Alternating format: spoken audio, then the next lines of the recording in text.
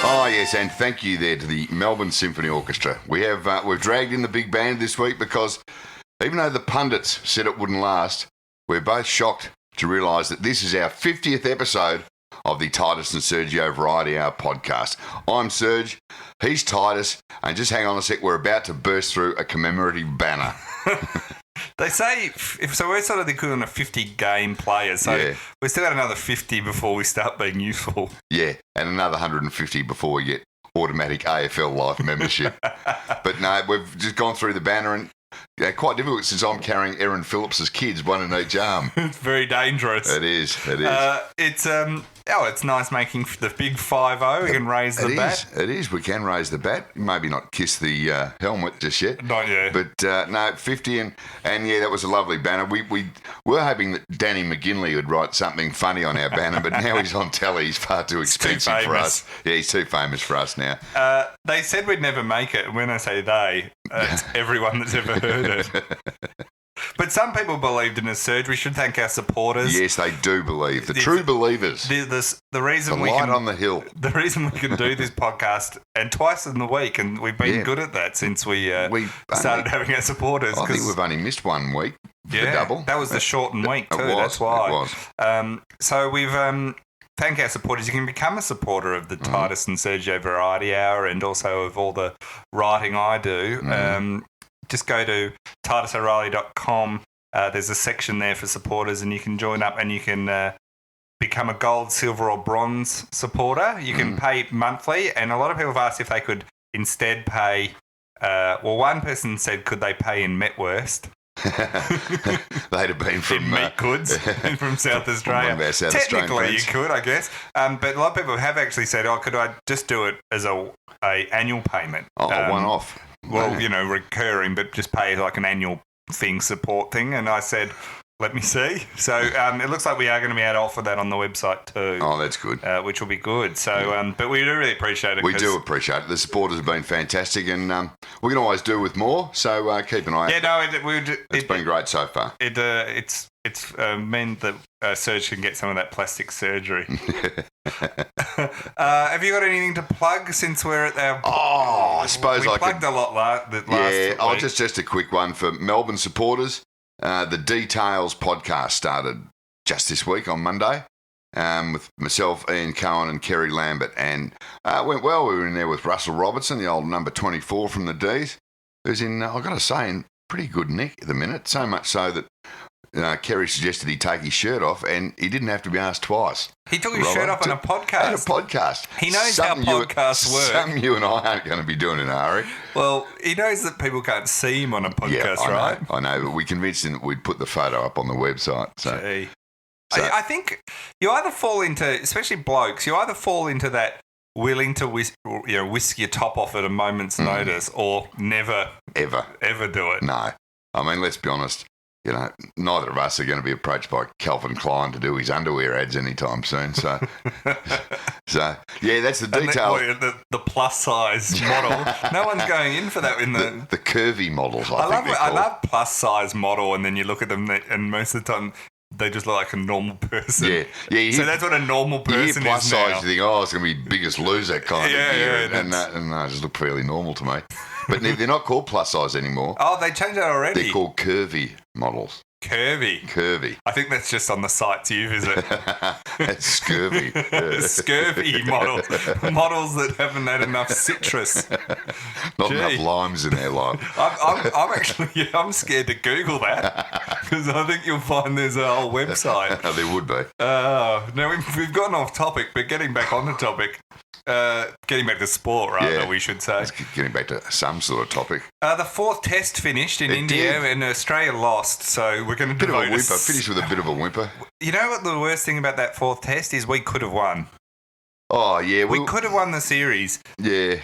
Yeah, we certainly could have won the series. I think we were always battling uphill in that fourth test. But there was a few moments where you just went... yeah. Okay. We collapsed again. I mean...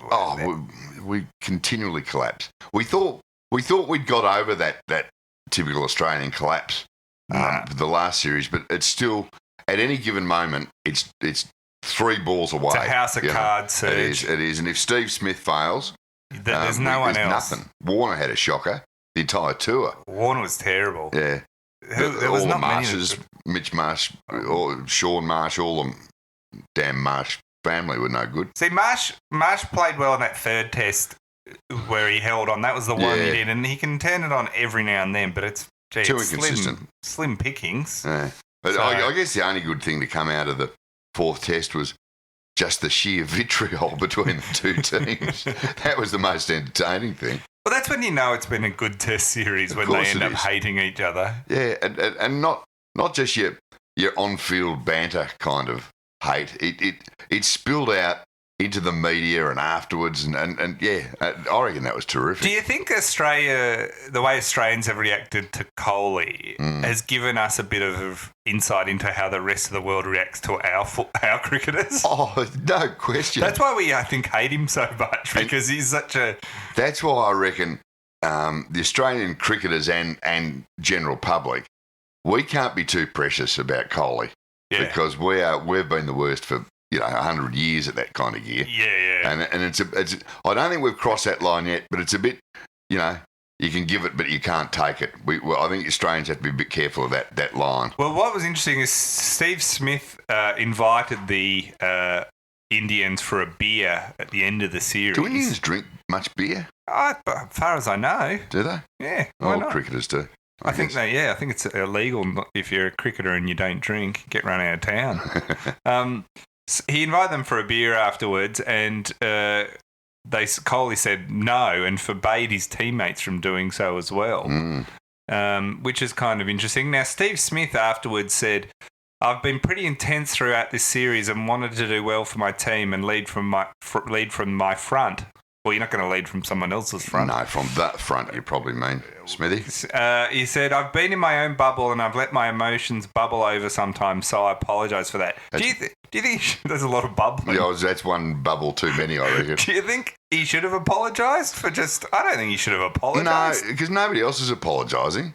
Even like Merv Hughes came out yesterday and like Merv Hughes until recently was an Australian selector, so he was part of the Australian cricketing establishment. Yeah. He's come out and he's openly called Kohli a flog, which is a great Australian word, I've got to say. I find flog now is a bit almost overused, though. It's kind of it's become just, and it was so used with the Adam Good stuff now that it's sort of become a bit, everyone's a flog all of a sudden. Oh, exactly. But Australians with our attitude to Kohli, I mean, he's lurching into that good bloke area.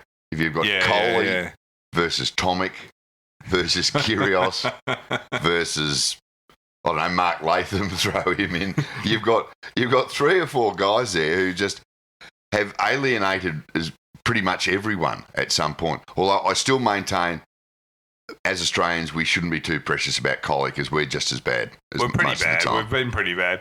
I can understand Kohli not wanting you to have a drink with them, though. Like, how often at work do people say you come for a beer and you think, no way? No. Look, that's what you say to me after the podcast every week. Yeah, exactly. And at other workplaces, exactly as you say, Friday night, okay, we're all going down to, and you go, oh, sorry, can't, but you just go to somewhere else. Yeah, that's right. Yeah, and that's right. I mean, it's in many of those Australian players, even Steve Smith, he's a very good cricketer, but I don't know if I want to stand next to him in a bar all night.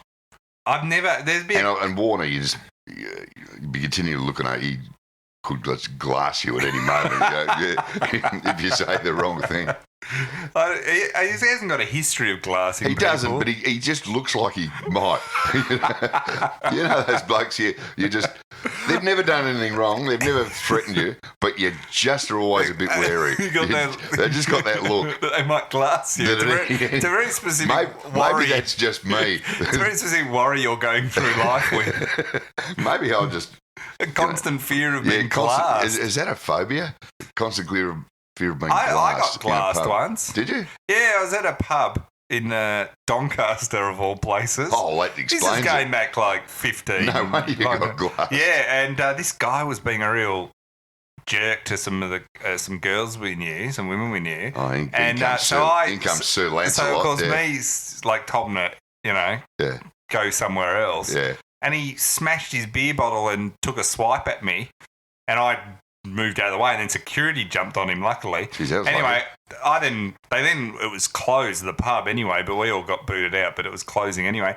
And I got home and went to bed, Yeah. and it was only the next morning I woke up and I had a thin slice of blood across my chest and my shirt was all slashed open. Oh, and I was so drunk I didn't know till the next day. Were you a hero to the girls?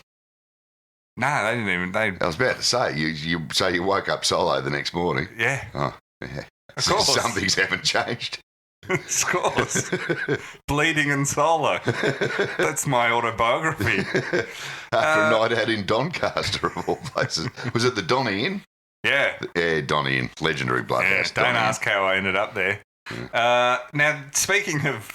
Wasn't drinks after work. I was drinking with the Indian cricket team. Now, the AFLW awards were on, and they were a bit classier than the Doncaster Inn. Just slightly. No, I think they were. I was a bit disappointed that there wasn't any running amok or there's no Brendan Favola. The women's comp, we've said this before, they've let us down this year. They have. There's not been one...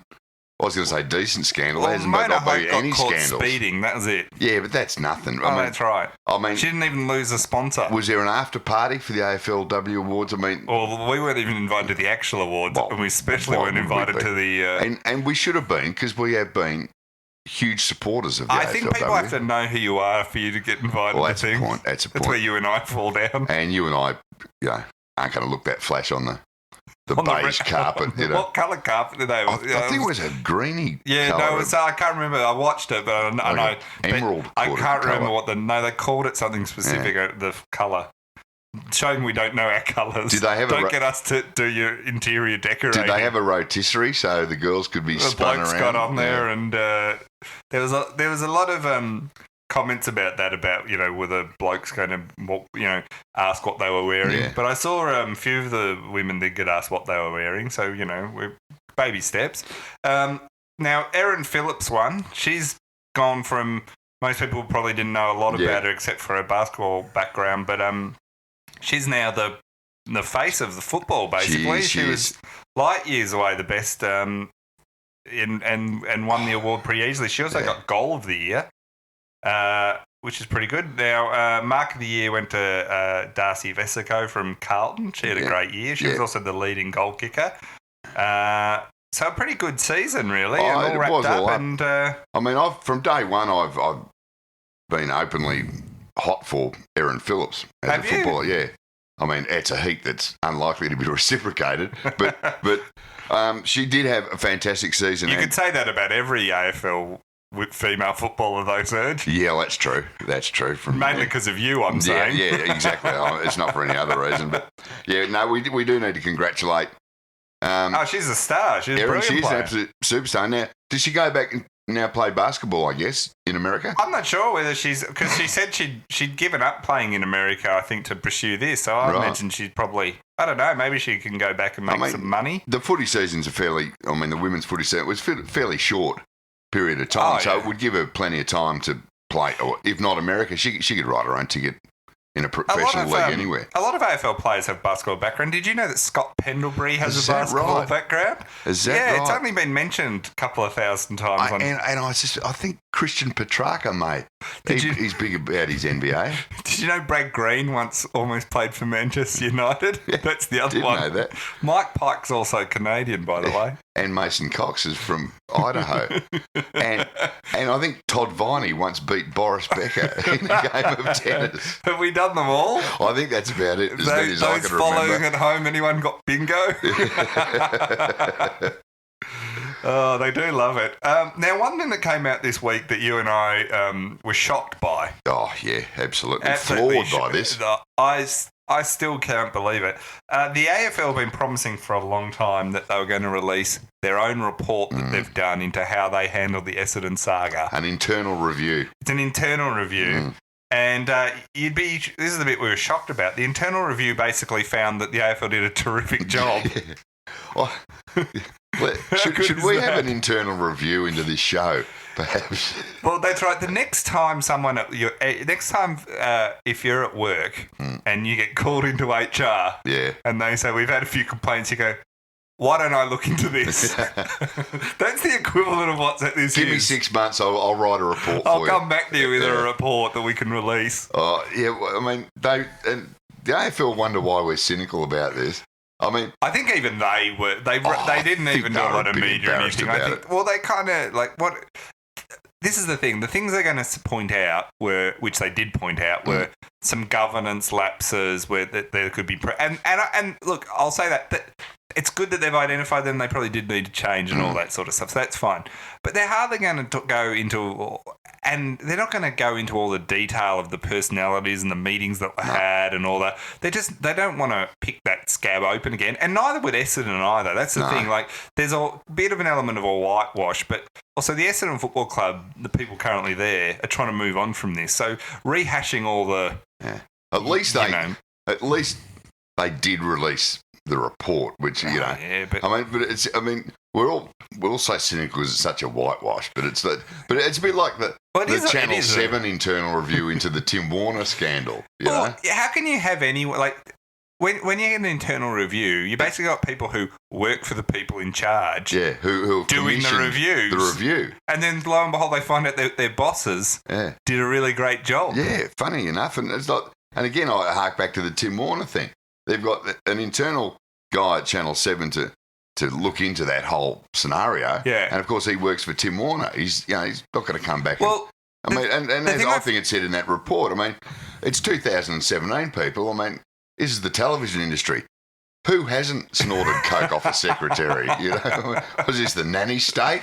Is it still like that in TV? I thought it had all changed. Like they got no money in television anymore. Well, there was enough at Channel 7 there for a while.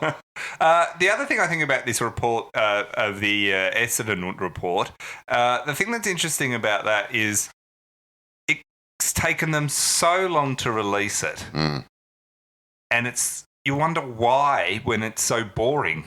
When it actually has nothing, I mean, apart from, like, it's kind of weird that they've reluctantly and slowly released a report that basically, I mean, they would say exonerates them. It doesn't really, but, I mean, some of the things that are kind of interesting in it is it says that they don't want, in the future, the AFL CEO will no longer be part of the Commission's decision in relation to breaches or sanctions. So no longer will...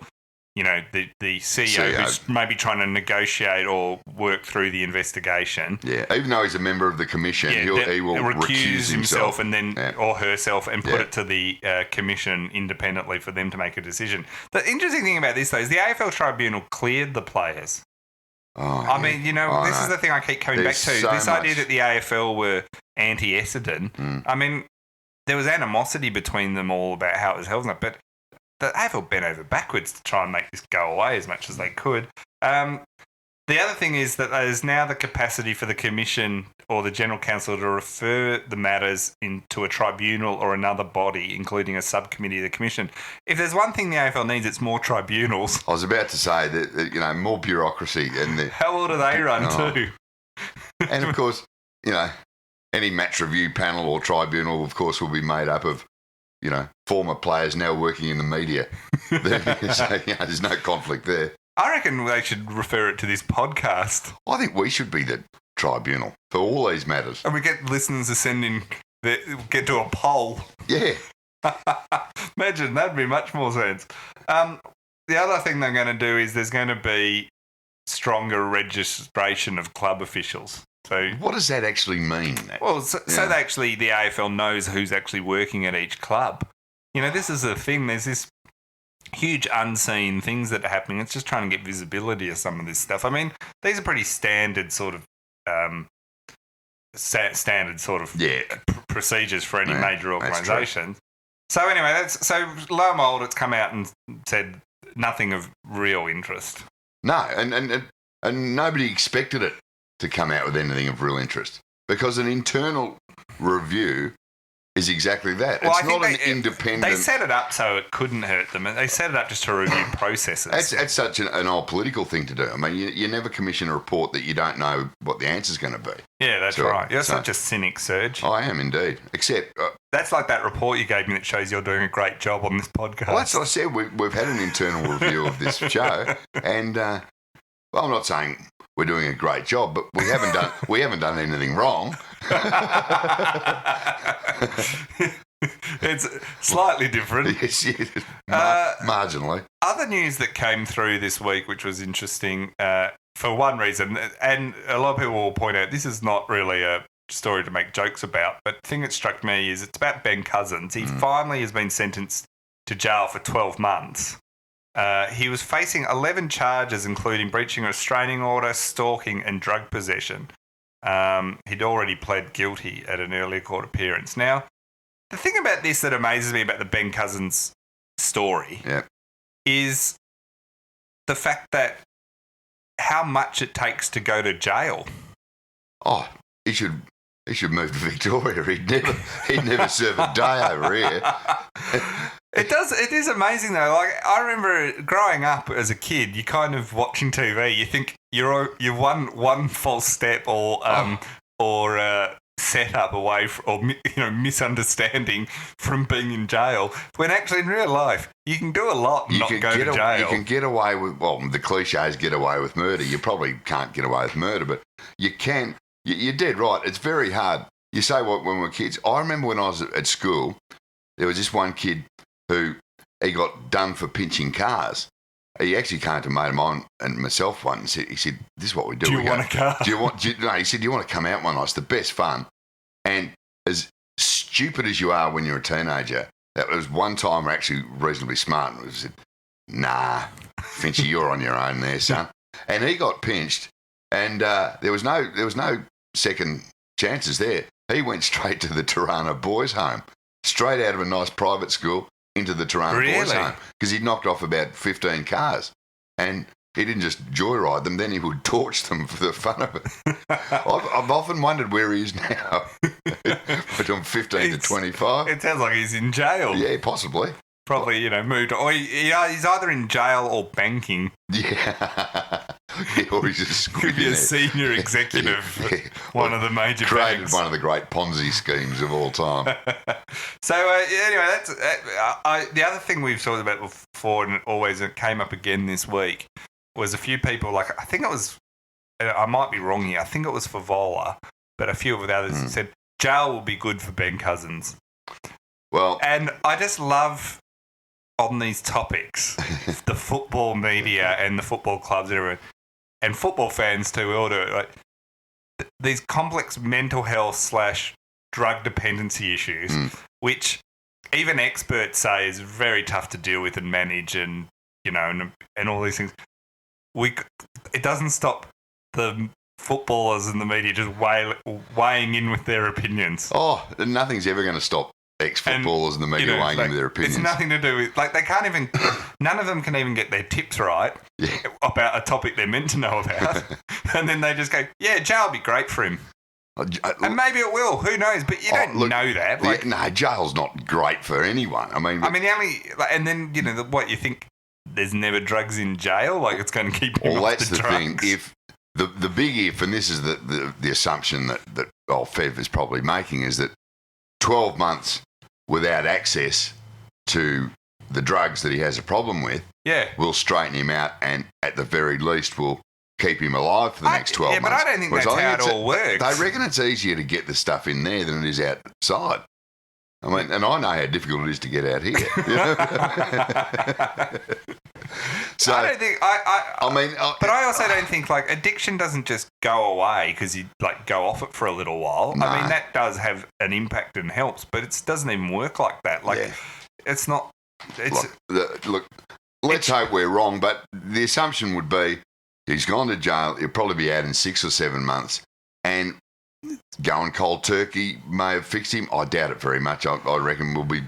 I think the issues are a bit more deep-seated than a stint in jail's going to... Although I've got to say, whenever a serious health issue comes up, Brendan Favola's my go-to guy for opinions. Well, he might have more insight than others on it. He probably would have. He'd probably overcome more than most. But it's not just Brendan. It's the whole... it's this whole thing about... Also, the idea that football has... I was listening to Mike Sheen interview Matthew Pavlich last night it was a replay on Fox Footy. Yep. And Mike said, have you ever reached out to Ben Cousins, for his problems? And I'm like, well, and he said one reason might be because Pav is actually the AFL Players Association a member, right? So therefore, there's under that guys. But he said, well, that's already been done through the Players Association. So, and Mike was saying, well, just as a fellow footballer who lives in the public, lives in public the eye. same state, Same world, basically. yeah. And I'm like, really, like, just because. I mean, I used to work with just because you once worked in the same industry it's not even the same someone, club, like as someone. Yeah. You're gonna. As if you're going to have anything to really offer. Or it's expected of you. But in footy, there's kind of this thing where it's kind of like you've said seen this as before. I mean, that in the footy industry, that people are expected to not just, and coaches especially, not just create a game plan and teach the players how to stick to it and get them up for the big games, but they are to run their entire lives and be drug counsellors and marriage counsellors and probably financial counsellors Stop on them every breaking level. the law ever. Yeah. They're almost like parole officers. Yeah, well, that's probably the closest analogy. Being a coach is being a parole officer. Yeah, but you're when you right. think about it, what's Pav going to do? Like, why would he reach out to Ben Cousins? And Like, why should they've he? never been friends. Why should he? He can't be bothered. He's got his own family to look But that's what I after. mean. He's got his own. Like, I'm not. He's got. It's not like Ben Cousins goes, "Oh, thank God you rang, Pav. This is really going to turn me around." Like, I'm not saying Pav should, like, there's an empathy that you have towards other human beings. So there's a sometimes. you don't, but no, sometimes. But you know what I mean. There is. I understand that and all that. But the idea of this footy thing of, like, it's like you can never leave high school. It is a bit like that. It is a bit like that. You're always this. That sort of way, but it's not even from the same team. Yeah. Anyway, I just find it bizarre. Yeah. Well, who knows what's going to happen? I couldn't think of it. How quickly most people I know, the quicker once they're out of a workplace, even if they like the people, they don't. You never want to see them again, most of them. Well, they don't want to see you again. Well, they especially don't want to see me. That was never a big thing. Anyway, I think that was the saddest thing about the Ben Cousins story. Well, it's probably not the saddest thing because, some of the people he's affecting probably think it's a lot more, but it's the inevitability of it, though. Mm. You just kind of know where this is going. And it's not good. Yeah, I know. There's been no sign of it. The one. I mean, for all the commentary over the last few days, the one half sensible thing I read, and I can't remember who even said it. They said that the one possible plus of this is that Ben's mum and dad will probably sleep better now because then they know where he is. Yeah, they know where he is, and you can't get them. They're not. Every time the phone rings late at night, they don't have that horrible feeling that this could be the call. Yeah. It is just that. I mean, that's the sad thing. But I think some of the commentary around it, people just it's very odd. Now, a story that is quite interesting is you would remember at the UEFA Euros in 2016. Iceland went on a terrific run. They beat a whole bunch of teams. I think England was one of them, and they went very far and were and they were a team that no one had predicted would be any good. No, I mean, I was about to say to you, has Iceland ever been regarded as one of your powerhouses of world soccer? I wouldn't have thought so. I didn't even know they played. So I thought they didn't even have grass over there. I thought it was just all ice. You literally thought it was an Iceland. They'd be big at curling or skating, but hockey, but not soccer. But they did. They beat England, and it was a hell of a story at the time. And a huge thing. So anyway, it's been revealed that the local paper there, which is the Independent in Iceland, it had, as a result of that happening about 9 months ago. Right. That big win against England. I think I know where you're going. It's had the highest levels of children being born exactly 9 months after, over the weekend of March 25th and 26th. Oh.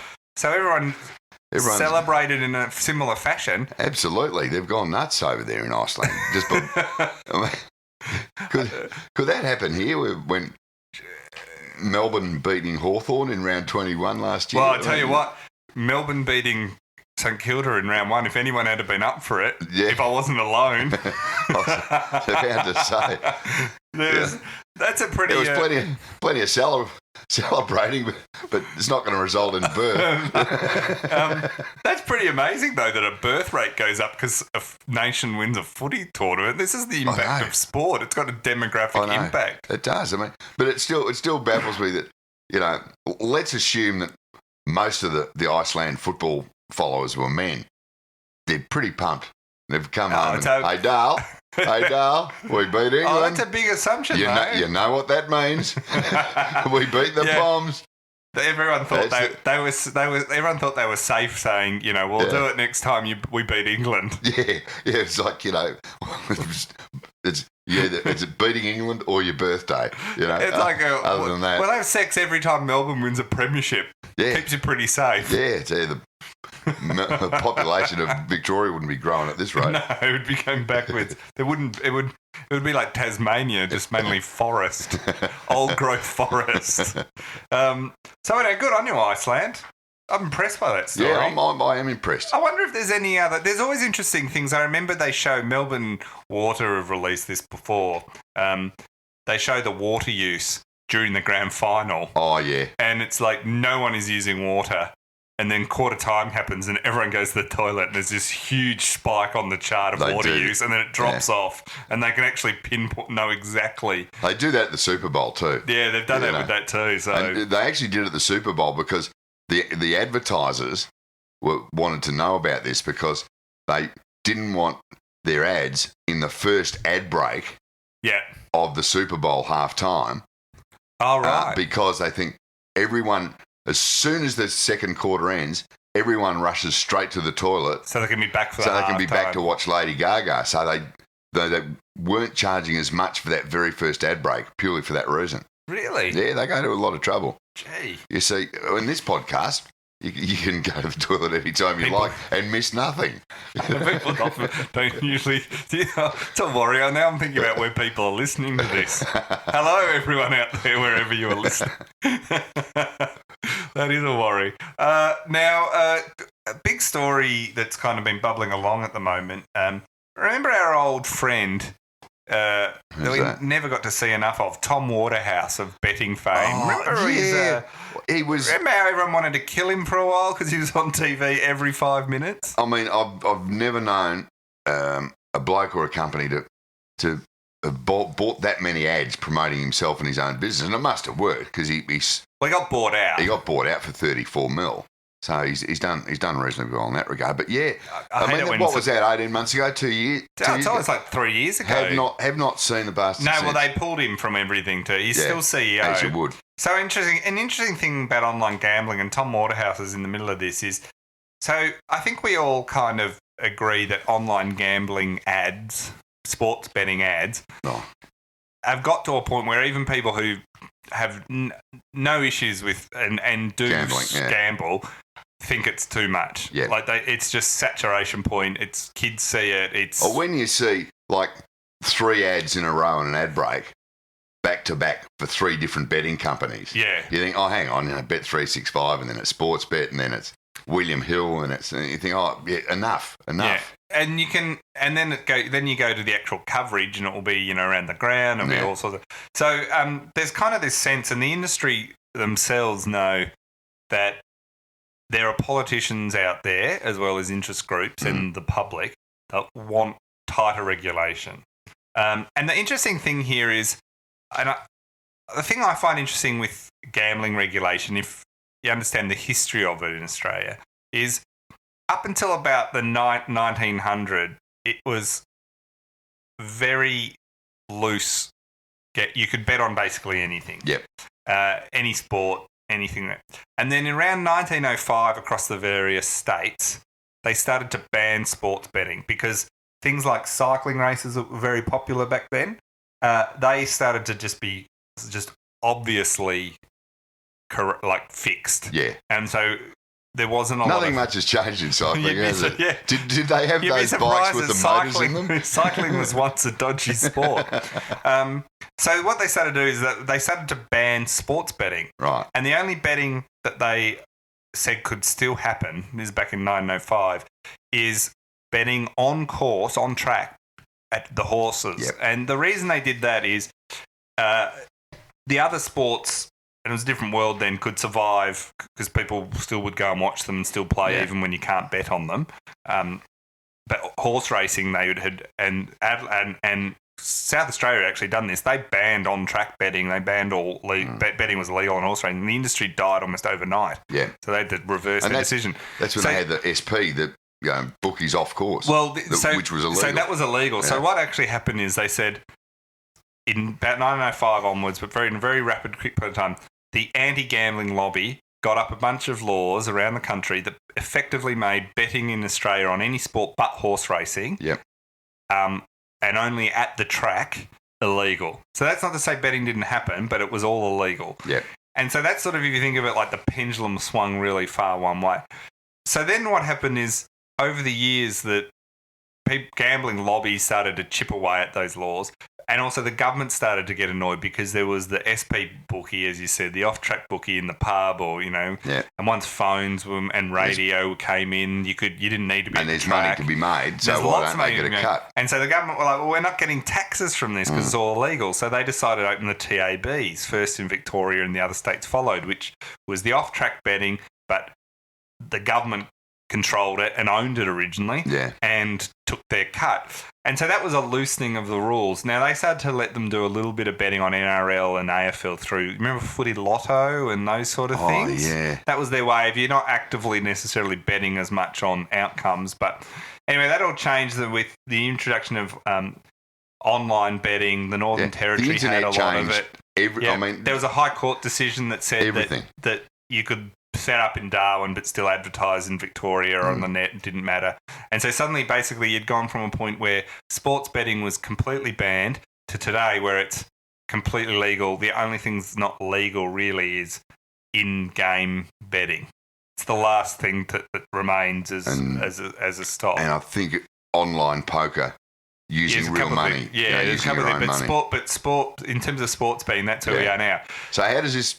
where does Tom fit into this scenario? The whole thing there is, if you think about it, the pendulum has swung so far the other way that the law legislators and the public are starting to go, this is just too much. This is just ridiculous. So the gambling lobby know this. So the gambling lobby have said, well, there's nothing worse than being regulated by the government. Yes. So we would prefer to do our own regulation and hope that appeases. They do an internal review. It's almost like an internal review. It works about as well as an internal review, which is where organisations or industries go, we'll self-regulate. Yeah. And you know what? When does that ever work? Self-regulate. It's like self-regulating yourself. Like, I won't eat that chocolate bar. I won't do, I won't drink before lunchtime. There's a reason self-regulation is not the best way of getting something done. So what they've done is the new peak body. Now, the head of it is the former Labor Minister, Stephen Conroy. Oh, who's as dodgy as anyone in this country. So there you go. They're looking at having a bunch of concessions put in place. Quit because he wanted to spend more time with his family? Oh, that's what they all say. And now he's seeing a fat check from the gambling lobby. The gambling lobby. Oh, he's back there like rat up a drain pipe. Nothing says social conscience more than going and working for the gambling lobby. Anyway, he's looking... Tim Costello's going to be working for the gambling lobby soon. Oh, yeah. You know the world, the apocalypse has arrived. When that happens, he's the last one to fall. Basically, he said that they want to bring in some things to restore the social license of internet betting companies. So that just means stop everyone wanting to shut them down or hate them. And they want to, the concessions that they want to do is they want to ban, this is the industry itself, this peak body, they want to ban, it's called Responsible Wagering Australia.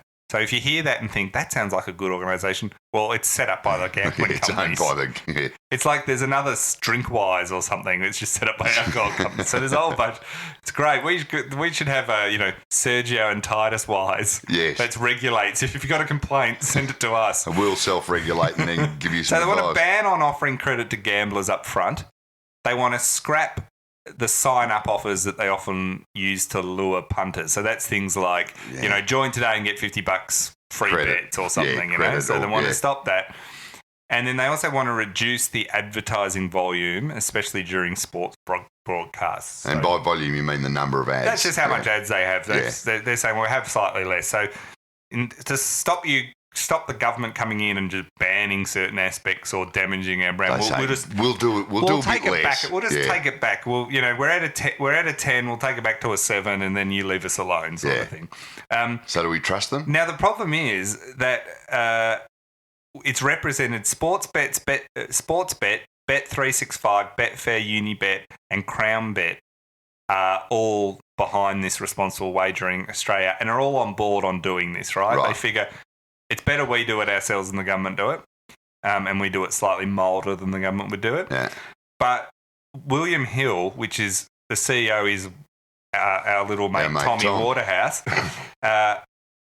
They and also another company, Ladbrokes, which is British owned, they've declined to join Responsible Wagering Australia. So they don't want this. They don't want any. And they've actually just said, basically, it's understood, Fairfax have understood that they have actually no intention of cutting the lines of credit to big punters or reining in their marketing budget. So they're prepared So they've basically gone, you know what, get stuff. No one's telling us to stop.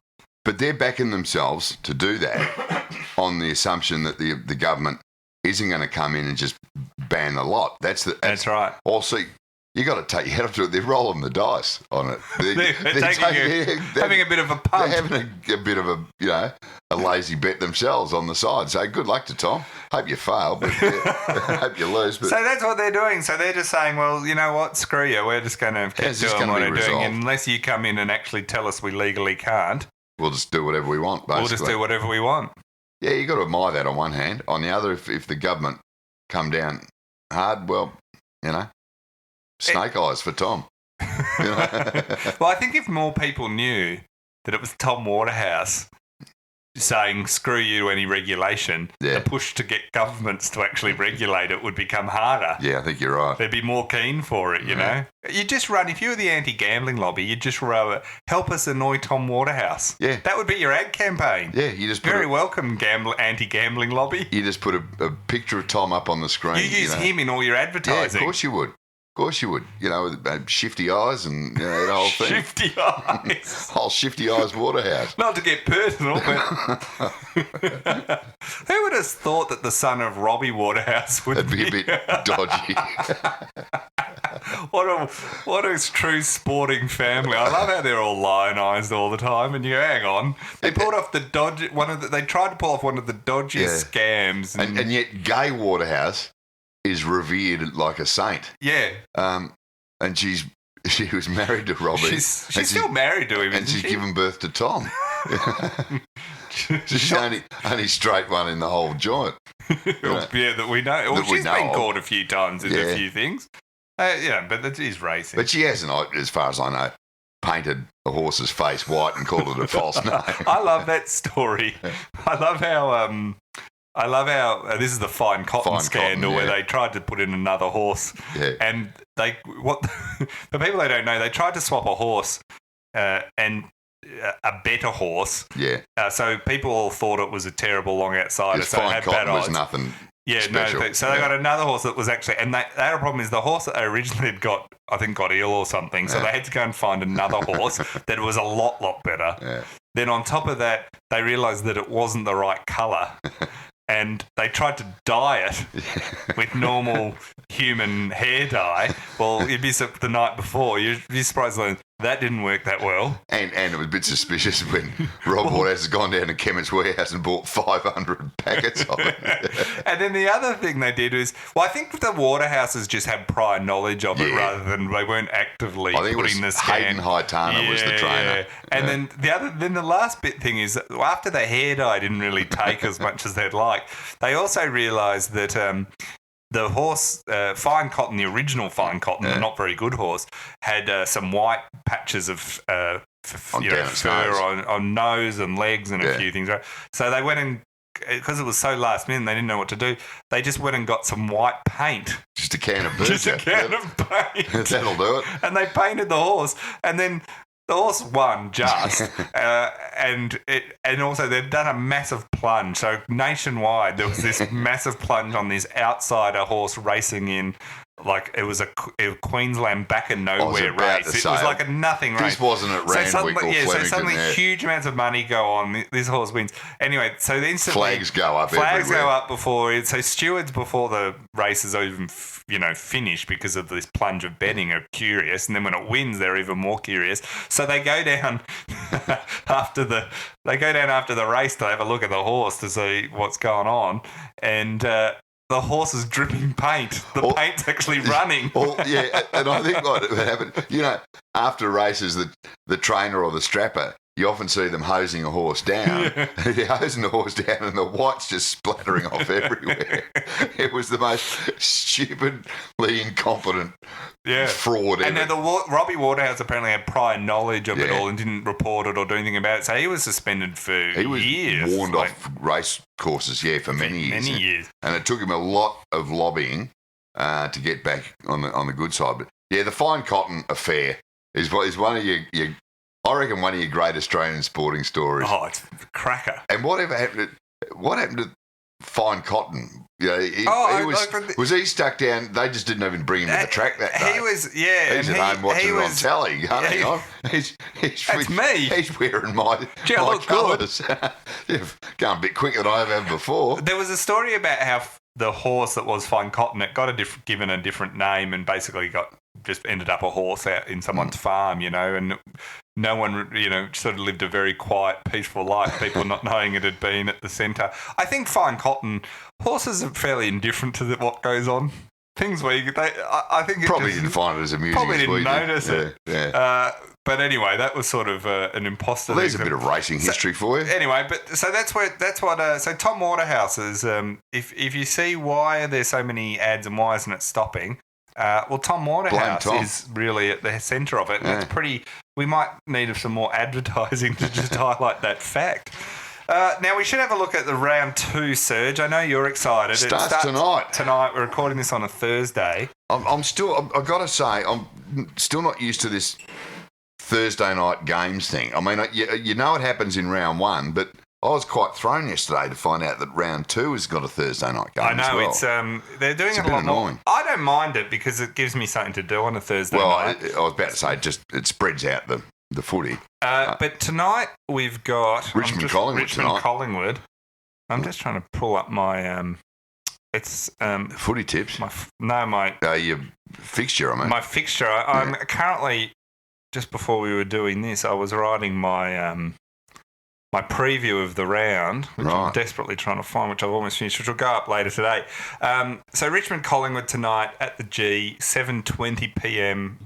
Australian Eastern Daylight Saving Time. Who do you like? Well, you got to say Richmond the thing that got me about last week is everyone was saying about Richmond that they've got this more attacking mindset. Yeah. Well, they were playing Carlton. Carlton were not even defending. So that's the thing. I mean, it's easy to have an attacking mindset. Everyone's on the Tigers for this game tonight, but Collingwood weren't that bad, and they were playing the reigning premiers. And Richmond were playing Carlton. Yeah. With a bunch of 15-year-olds just about running around out there. So, yeah. And they, theoretically, Richmond should have beaten Carlton by 15 goals. Carlton were in touch as late as the third quarter a few times. That's what I say. This game could go either way. Yeah, well, it's interesting. The thing I was writing a bit about in the column today, the fact that Collingwood's midfield is rated number 1 by Champion Data. Yeah. What do you think? What data are Champion Data using? I don't know. Is Jordan to go in there, or has he disqualified himself from Champion Data? I think it's something else completely different. So that's who are you tipping in the Richmond Collingwood one? I'll tip the Tigers. Yeah, only because seeing Collingwood 0-2 is better than seeing Richmond 2-0. I still can't get past the fact that Collingwood they don't have a midfield. They don't have a forward line. Or a back line, basically. Yeah. Their defence is pretty ordinary. I keep waiting to see how they'll get past that. But they've got the number 1 ranked Midfield. Friday, also, why do Richmond keep getting primetime TV slots? Yeah, that's true. I know they've got... Shows you if you're a Victorian club, you get looked after. Remember that next time they're all whinging about interstate teams. Friday nights for Bulldogs in Sydney. That's the grand final rematch.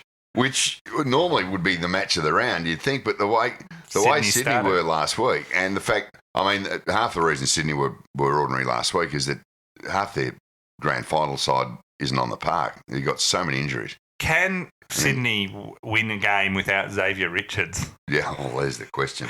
Huge there hole. is the question. No, they've got a lot of outs. And even Dane Rampy broke his arm this week.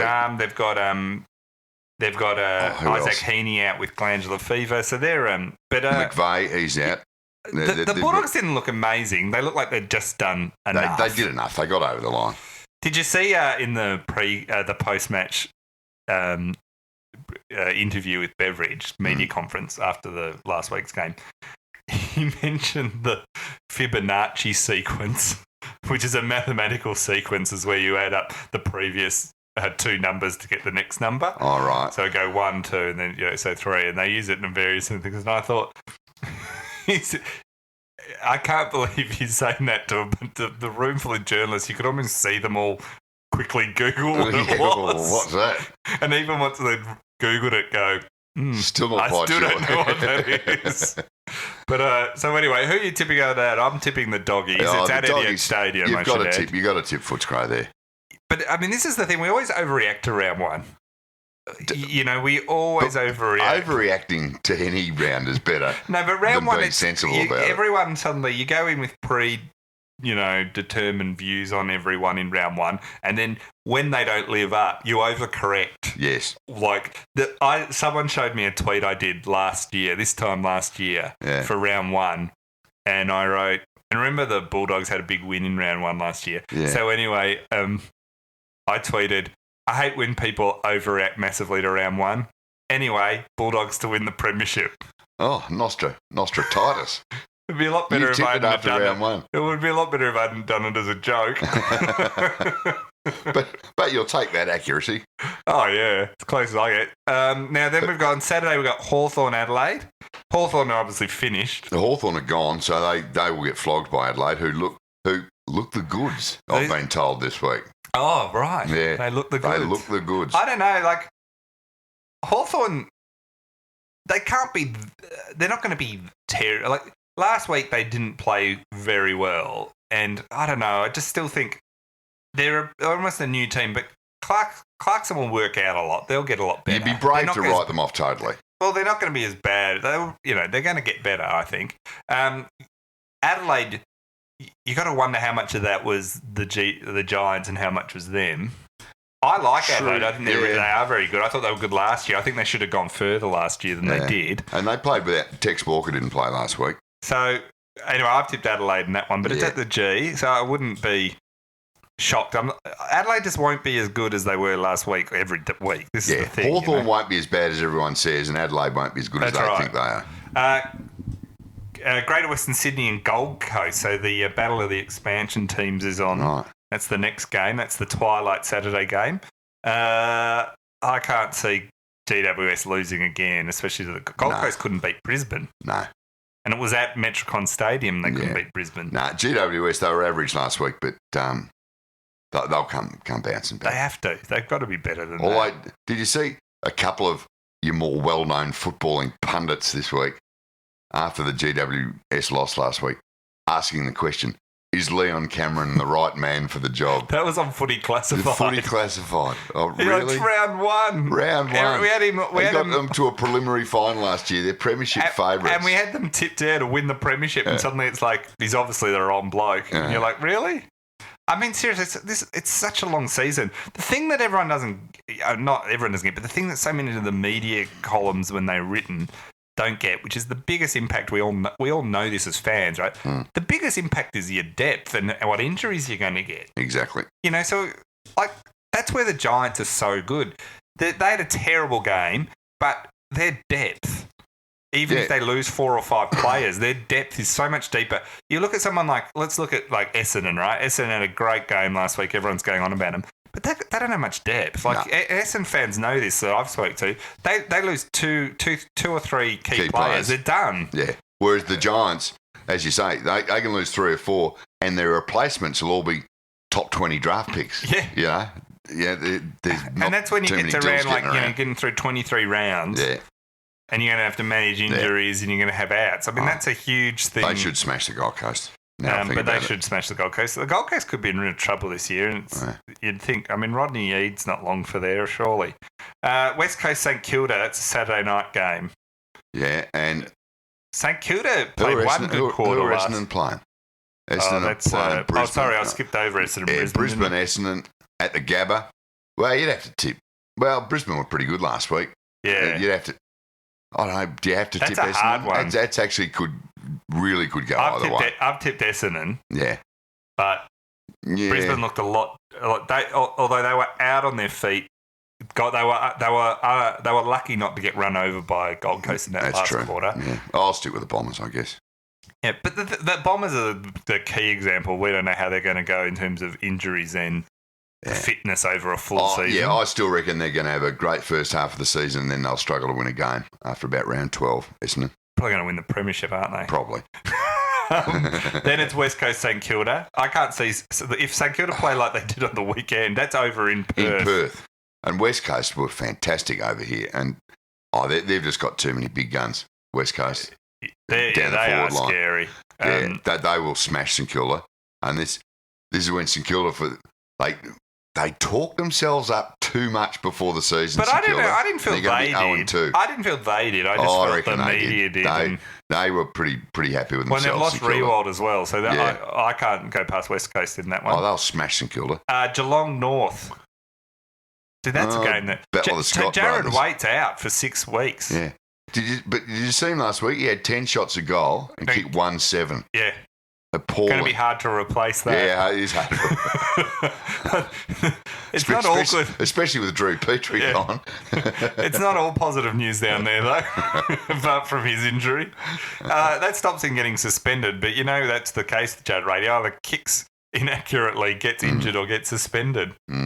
He's sort of Jared Waite is the great sort of mirage in the desert of AFL football. Yeah. Like you look at him sometimes and you go, this guy's actually really good, but it's a mirage. It's just fleeting. He's too inconsistent and his results just don't stack up. Yeah.